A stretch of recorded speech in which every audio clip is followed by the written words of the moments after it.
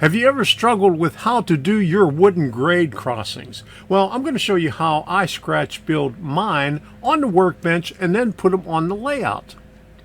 I mentioned Campbell scale models in this video a couple of times, but unfortunately they're out of business, and that's what I used for my scratch building of the grade crossings. But you could use northeastern scale lumber or any other scale lumber of your choosing.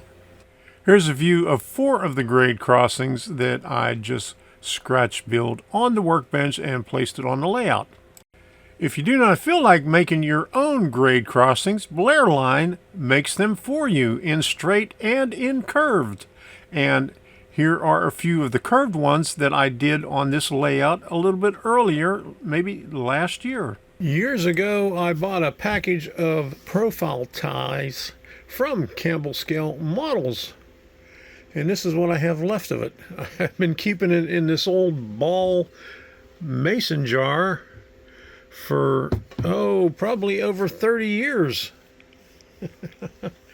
That would put it back a long time ago. But that's what I used, and I just found out that a year ago that they went out of business. They're no longer in business. They still have a Facebook page up, which I'll show, and they quit selling. Somebody took over the selling of the products. There doesn't seem to be any other information available on why they closed or any other details of it. Well, the first thing I did was got a bunch of them out and stained it with my favorite India ink solution. I used a total of 20 ties for each crossing, 5 ties wide and 4 ties long. I'm going to show you an easy way to do the grade crossings. I'm using profile ties that I got from Campbell Scale Models many years ago, probably about 30 years ago. I'm not sure if they still make them, but they're thin ties. Oops, that's an extra one right there. But I make this on the bench right here. And as you can see, I don't have it secured in there. I'm just testing it for the size.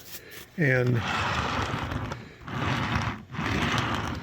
although it doesn't come up very close, but you get the idea. It does the job. I'd have to cut one of them in half to make it prototypical, but that's 1, 2, 3, that's 5 of them. So I'm using 20 for the grade crossings, and let me show you how I do it on the bench. I'm just doing 5 at a time, and I glue one piece at a time, and I put it up against a ruler, and this will work for straight track. For curved track, you have to do them a couple of sections at a time and bend them just a little bit, but it's real easy. You just put these together. Now, the first one I did, I staggered the ties like that. This one, I'm staggering it every other one. So I'm doing 4 rows of them. Here's how I laid out the ties on the workbench. I did 1 row at a time, staggering them, and then on the second row I glued the edge and the side on each piece. On the curves you could use a Traxetta tool, but unfortunately I wasn't able to find my 31-inch Traxetta, so I just eyeballed it in as best I could.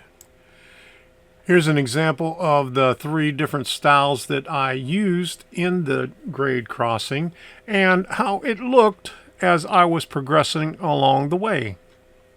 I made 6 of them all together, and it only took me about an hour of time to do it. There is a slight curve in this last one that I'm doing right here. So what I did with the grade crossing is I curved it slightly. Instead of putting it up against a straight edge, I gave it a little bit of a curve while I was gluing it. so it fits nicely in there.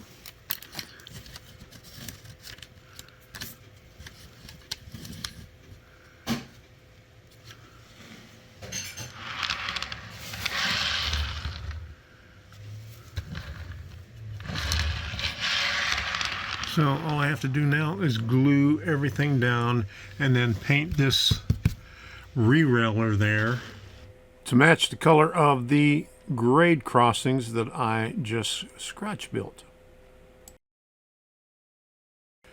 Here's a view of all 6 of them that I did.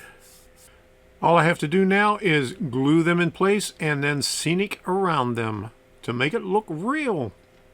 The profile ties are 3/64 of an inch thick, and the Blair line is 5/64 of an inch thick.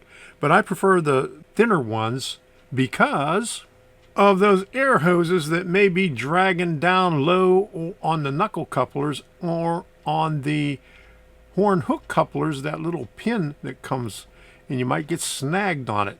So even though the Blair line is even with the track and they give you a shim to make it even with the track, I prefer to keep it down lower so nothing gets hung up on it.